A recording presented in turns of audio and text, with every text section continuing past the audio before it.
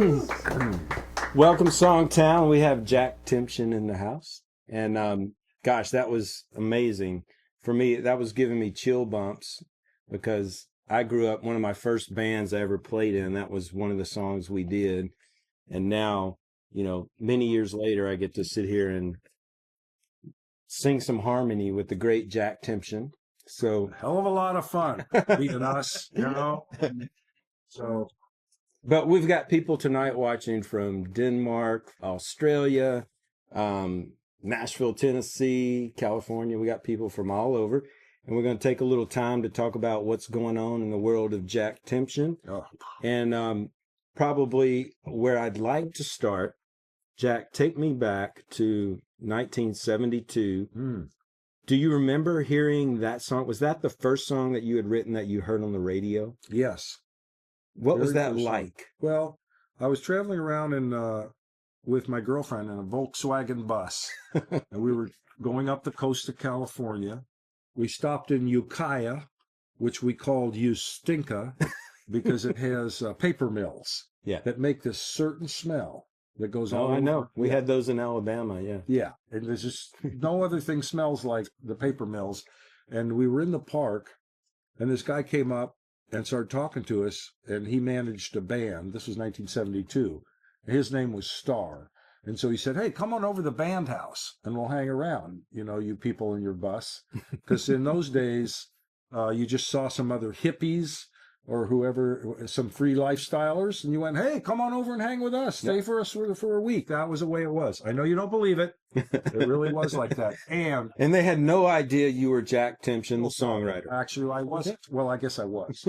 So I went over to their house, and we're in the kitchen, and they had a little transistor-type radio on top of the refrigerator, and I'm standing there in the kitchen, and that's the first time I heard Peaceful Easy Feeling coming out of the radio. So kind of an indelible memory. And then it's always exciting any time I hear it again on the radio. Oh, yeah. No matter how many times, it doesn't make any difference. You know, it's just, well, don't you get tired of opening your Christmas present on Christmas? No, I'll just open another one. You know, so, and you know how it feels. Yes. And that's why, you know, that's the thing about this Songtown thing, you know. Well, I mean, I asked you that because there's a lot of people in Songtown that they would love to hear their song on radio. And that's a feeling. I mean, I remember my first time driving. It was actually right about the time my son was born. And I was driving home from the hospital and heard a song, and it was like, thank God, like now I can afford to buy this kid a crib. That's yeah. But if the hit song comes at the same time as a kid, that's real good timing. Yes. Yeah, that's a real good timing. So let's rewind a little bit further, and let's go back to when you were writing Peaceful Easy Feeling. Is there a story about how you came up with it? Because I picture some guy sitting in the desert, doing peyote and no, I was just kidding. But those were the 70s. Yeah, those were. So I picture you in California with this wonderful music scene, the Eagles, Linda Ronstadt, J.D. Souther, all this great bustling music that's coming out of California. That sounds like fun, man. Yeah. So how did you come up with Peaceful Easy Feeling? I was in that whole scene, but not till later. When I wrote Peaceful Easy Feeling, my friend had made a poster about me so I could get some gigs. And on the poster, he quoted all kinds of people. He said, you know, a real intellectual, Marshall McLuhan, who had written this book about media at the time. He goes, a real man, Joni Mitchell. Well, I didn't happen to know Joni Mitchell at the time. I'm sure she would have said that had she met me, and he had all these quotes, a good boy. From people about you that knew nothing. He just made them all up. He made them all up. But somehow this poster found its way out to El Centro, a couple hours away from where I lived in San Diego, way out in the desert. So the guy hired me. I don't think he knew that this poster was all made up. And I showed up, and it was a little place not too much bigger than your living room. I mean, it was in a mini mall, a little coffee house that sprang up. And so I played, and then there was an incredibly beautiful waitress who seemed quite interested in taking me to her house, and I just went, okay. And I told the guys I was with that I wouldn't need a ride back to where I was going to stay. Right. Then the next thing I looked around and the girl's gone. And then the guy's closing up and he leaves. And so there's nothing, I've got my guitar and I'm just sleeping on the linoleum floor of this little place. There's just nothing there. So he let you sleep on the floor? He let me stay there. I didn't have any place to go. I didn't know anybody in El Centro. And well, we didn't have cell phones, you know. Now this thing, you'll notice it has these curvy curves, you know. But it really won't substitute for a girl. It's not soft enough, you know. However, if you don't have a girl, you just have this, is better than nothing because you can write a song, and that's what I did. I turned that poster over on the other side and started writing the song. I wrote and this is important. Like you were saying, there's no such thing as writer's block if your expectations are low enough. Yeah. And I always knew that. So I started writing, and it was, all these lines are really stupid. They're really bad song lines. Yeah. But then I just kept going, and I got to the Peaceful Easy Feeling line, and boom, you know. So now the piece of paper's in the Grammy Museum. You know, It also has my bills for the month, like, and it has $4 for gas, you know, stuff like that. And that's how I wrote the song. And then the thing is about it is, I came back to San Diego where I lived, and I saw some other beautiful women. A woman down at the street fair had these turquoise earrings, and I just put her right in the song. And then I saw 3 or 4 different women. It was a work in progress. It kept going. Yeah. And then I finished it up on Washington Boulevard at the Der Wiener Schnitzel. Now, the Der Wiener Schnitzel, this is over 40 years ago. Mm-hmm. And then they just had a party for me there. San Diego declared Peaceful Easy Feeling Day. Took me back. That Wiener Schnitzel is still there. Oh, wow. 40 years later, almost everything else is gone. And I never would have predicted that what would still be there, except they changed it from Der Wiener Schnitzel. It's now called Wiener Schnitzel. Otherwise, they got the same food and everything. And, you know, those guys gave me, the Wiener Schnitzel people gave me a solid gold wiener. And that, not everybody has one of those. And then they put a plaque on the little place where I was when I wrote this. Boom, boom. Yeah, boom, boom, yeah. And then what's the story behind Already Gone, the other Eagles? Well, Already Gone, for a while, you know, I wanted to be in music.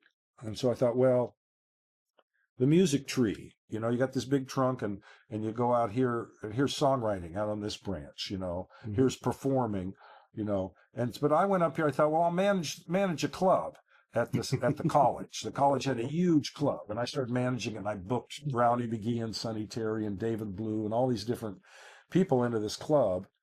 And one night I was playing there backstage with my buddy Rob Strandland. Now, Rob Strandland used to live here, and he wrote hit songs here too. But mm-hmm. Back then, I was trying to write a country song. The problem is, growing up in San Diego, I just didn't know what a country song was. I listened to him on the transistor radio at night under the covers. Right. But I thought, hey, Rob Strandland, he's got a cowboy hat. He's got Frey boots. He's got a dog that goes everywhere. His mom played country music. And he lives way the heck out in El Cajon, which was 20 minutes away, where he had a horse. So I'm going, he's going to know about country, you know. And I said, Rob, let's write a country song. And he, you know, I don't know. And we're sitting in the back room with these giant refrigerators, and I go open one up, and there's a bottle of something in there. Turned out to be hard cider. So I don't drink at all. I've never had a drink, right? You know. And Rob doesn't drink that much, and we're swigging this hard cider until we just get really funny. Right. You told me you've drank twice in your life, and once was when you wrote Already Gone. Yeah, I was pretty drunk. Maybe you should try that again. Yeah, I was thinking, why didn't I try it again? That's stupid of me. I just forgot, you know. And so we wrote that song in about 20 minutes backstage. Oh, wow. And then we got up and played it. And then, you know, 30 years later, some guy sent me a tape. And in those days, as you know, there weren't any cassette recorders. So in order to have a tape, some guy was running a reel-to-reel tape that night, wow. Which I never knew. And he's got me and Rob Strandland just singing the song for the very first time and going, woo-hoo-hoo! You know, because that feels good when you're drunk. And that's what we were doing, you know. And then somehow, I guess Glenn Frey was there that night. And so a couple of years later, I just get a phone call. And he's going, you know that country song you wrote that time? I go, yeah. He goes, I think it'd make a good rock song. And of course, being a songwriter, I said, well, no way, man. No, being a songwriter, I said, yeah, go, great idea. And that's kind of how that happened. Yeah. And then the next night he called me and he held up the phone to the speakers in the studio. He's going, yeah, here it is, man. So, man, and then you go, well, this songwriting thing will be just a piece of cake, obviously, but yeah. So if JackTempchin had words of advice on songwriting, like, what do you think is the most important thing, the most important ingredient to writing a good song? Wow. In this complex thing called songwriting, what, if you had to say one thing was the most important thing to focus on? Well, Hoagie Carmichael, his quote is, somebody said, how do you write a song? He goes, well, you really got to want to. So that's the first thing. And then, I came up playing songs in coffee houses to people. So it became all about communicating. And when you're just sitting there by yourself playing to somebody that doesn't care, then you can tell if you've got a song or not. Right. And so it's that communicating thing with the song that gets lost, and then a lot of people here, you sit in an office and write song after song, but I think that's answering your question. Is that thing that you're trying to move somebody? Yeah, and I've often blogged about that on SongTown on our Facebook. Is that music to me is a conversation between the writer or the singer and the audience, and so many people I see they'll come on and write comments on our Facebook page and go, well, I just write for myself and I don't care if anybody likes it. And I'm like, dude, music is a conversation, just like we're talking. So I get what you're saying. It can be lost in a room, but I think every great song, the person who wrote it was writing it for somebody. Whether it's, you know it in your head or not, you got to. And Stephen King said that, the great novelist. He's like, every great writer has someone that he's writing to, and somebody that he wants them to hear, whether it's his mom, an ex-girlfriend or somebody. And so to me, music is a conversation between the writer, the singer, and the audience. So I think that's what... It's saying the same thing in a different way, really. It's like you got to reach across. And then you have to not be too concerned about whether people are going to like it or it's going to be successful or any of that. You got to be concerned at some point about that. But at some point you've got to not be concerned about that, or nothing will come out. Right. And I think, but it's the same way if I met you. If I'm concerned about you liking me, you're not going to like me. Yeah, there's that too. But but I need to be able to communicate in a way that you understand me. That's right. And I have to have a desire for you to want to understand me, or it's not going to happen. Yeah. So we've solved the mystery of life. Yeah, that's about it. What else is there to say? Well, I got a call. The Eagles had broken up, and I got a call from Glenn Frey saying, hey, I want to make my own record. I'm going to call it No Fun Allowed, because the Eagles records have been not as much fun lately because they're so hard to make. And, they did the long run, and then that was it. And after all, trying to follow, you make a couple of the greatest records of all time, then you're trying to make another one. How do you follow Hotel California? Yeah, how do you follow that, And the long run was a super great record, but I can see. So they broke up, and they were not together for 14 years. And during that time, I started writing with Glenn Frey, and I'd never written with Glenn before, although they'd done a couple of my songs in the Eagles. But I had known him for over 10 years and so we started writing. And the first day I came over, and there was he was living in a place in the Hollywood Hills that Cagney used to live. James Cagney used to live. And it was one big room with a high ceiling like this and a big fireplace, and it had been like a Hollywood party room. You can just imagine Cagney and all his buddies. And I go in, and I'm coming up to the door, and I'm already singing a song. And Glenn opens the door. He goes, well, see, this is what I want. A guy's already singing a song when he comes in. And I go in, and there's a million candles lit in there, And I'm thinking, well, Glenn, maybe you have a date later with some of these pen No, pals. you're the date. And it wasn't that either. He goes, no, man, this is for the Muse. The Muse is up there, and she is going to come down. There's a lot of guys writing songs tonight all over the world. Yeah. And we want her to think we're the coolest guys and come down and give us the song. It's like, oh, well, there you go. And then he had some bottles of wine, the Eagle wine, $300 bottles. And I didn't even drink, but I just took little sips going, wow, this is pretty good, And then we started writing, and we wrote two radio songs that night. We wrote something called I Found Somebody, and then we wrote The One You Love. Oh, wow. Which became a hit later. So that was just the first night we sat down, and we were flying. And then I just worked with him really for the next 14 years on all his albums, and wrote all the songs, almost every song on the albums we wrote together. And so that was just... So when the Eagles broke up, you became his writing partner. Writing partner. Yeah. There had been Don Henley, right, and now it was me. So that was... So you benefited from the breakup of the Eagles. Yeah, I did in that way. But, I never wanted them to stay broken up. Oh, no. Because the Eagles could always just do another of my songs, and that would be just as great. Yeah. But it was a thrill for me and Glenn to sit down and write Smuggler's Blues and then record it, and I would help with the recording and go in there, be there, and then have it on the radio. There's really nothing like that, And I remember being in high school and hearing The One You Love on. What a great record that was. The saxophone. Boo, yeah. Boo, boo, boo. And then You Belong to the City. You wrote that too? Yeah. Wow. With Glenn. Smuggler's Awesome. Blues, You Belong to the City.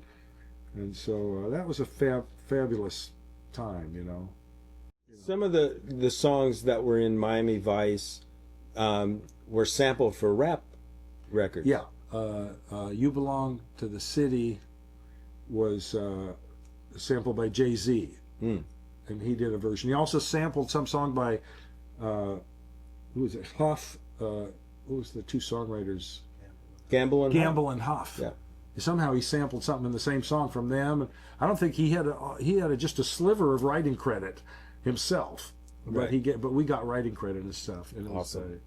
It wasn't called You Belong to the City. The City Is Mine. Right. I remember that. Yeah. That. So that was awful cool, because here's a guy from a completely different genre of music that I could never be in, and he's doing the song. And then Coolio did a version of Smuggler's Blues. Yeah. So that was kind of neat. But it's great because I think sometimes they recognize that those pop melodies, there's value in a pop melody because it stays in your head forever. Mm-hmm. And, those guys, they can rap, but let's throw in this pop melody and, it's a nice combination.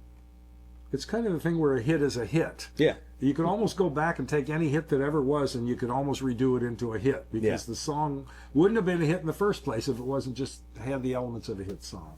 Right. It's like when you go back and listen to the Beatle records today, they still work because they're just cemented in radio. Yeah. It's awesome. Yeah. If somebody came out with I Want to Hold Your Hand and nobody had ever done it, it would still be a hit right now. That's what I'm thinking.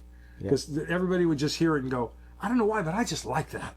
And I want to hear it again. I remember when there's something about the energy around great music and artists, because when my son was 5 years old, Elvis had been dead for years, and he saw a picture of Elvis, and immediately he's like, who is that? Like, he just knew that there's something about this person. It's music and that charisma and everything. It's an energy that comes across on records. It comes across in photos. Mm-hmm. It's amazing. Yeah. And Peaceful Easy Feeling. It's like we're been around for 40 years. We're in a different spot. We kind of sit in the corner, and then somebody else goes out and they make the record, and they have the energy, and they have the deal, and that's cool. I'm not a believer in but it starts. It starts from what you tap into as a writer. Yeah. You're connected. You're as close as it gets to the source of that song. Right. And then the artists go out and they promote it to the world, but sometimes it can lose a little of that original source. Yeah. Like you're right next to the fire when you write a song, and the artist puts it out, and it gets a little cooler. Yeah. You know, but it's worth it to have him or her doing it and having it out there, and you know, it's just part of it. I mean, everything used to be more specialized, and that's not a bad thing.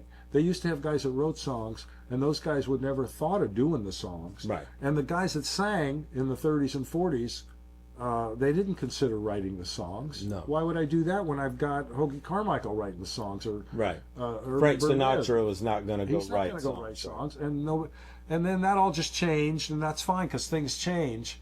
But it doesn't mean that other way isn't good too, you know. Yeah. And I mean, specializing is it's okay. Yeah. You know, and now it's even less because every kid just has a laptop, and they're expected to not only write the song and also produce it and also sing it and also perform it on stage, but they're also supposed to manage their giant Twitter, Facebook, media universe all by themselves too.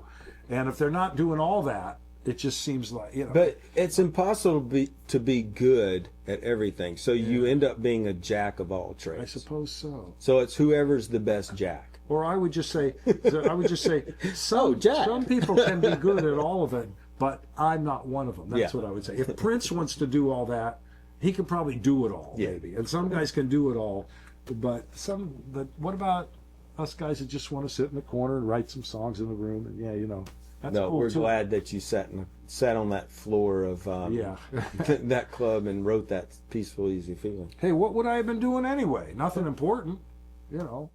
Hey, thanks for watching. If you appreciate the content, hit the subscribe button and help us grow. Shout out to Sweetwater Music. It's where Marty and I get all our musical gear. Great people. We'll see you guys around town. Right on.